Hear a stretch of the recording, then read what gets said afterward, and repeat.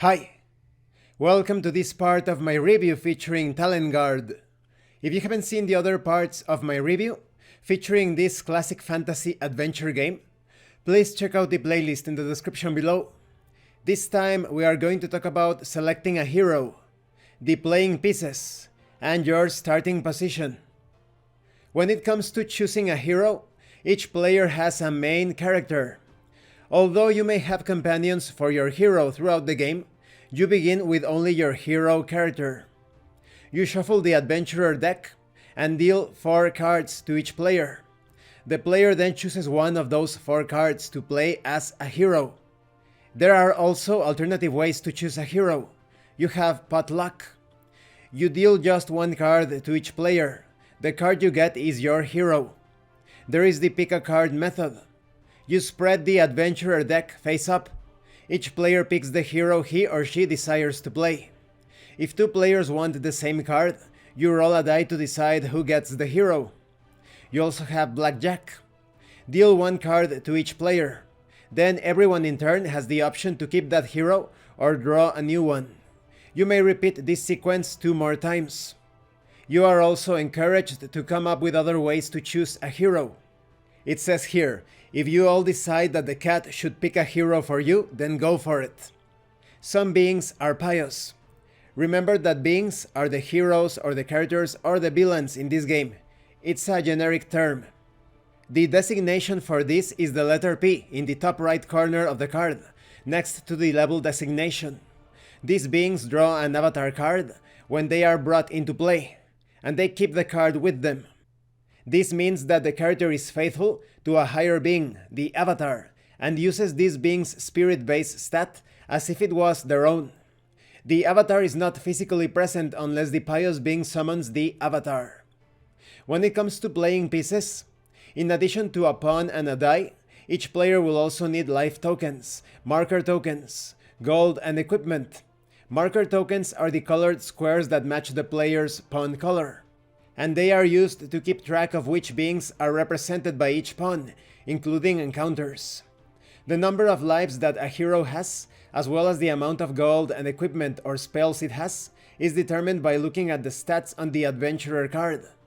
All heroes use their vitality offense stat to determine the number of lives with which they begin.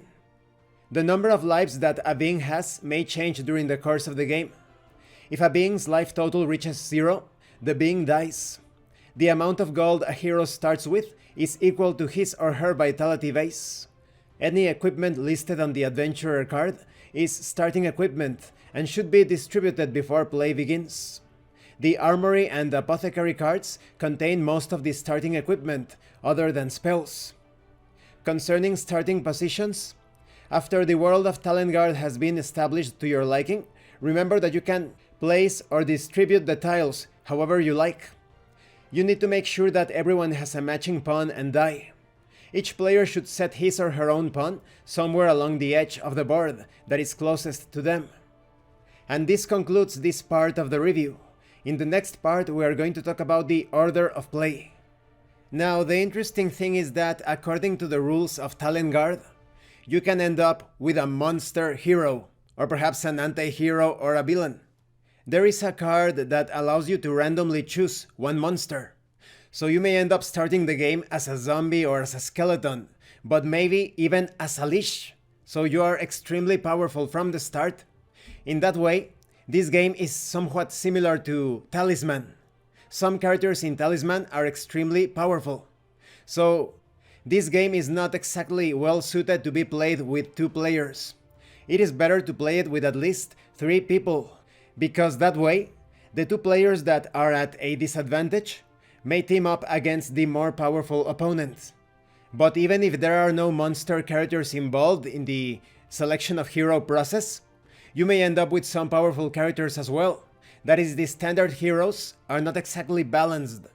Some heroes are avoided at all costs, while those with spellcasting capabilities and those that have an avatar are always chosen first.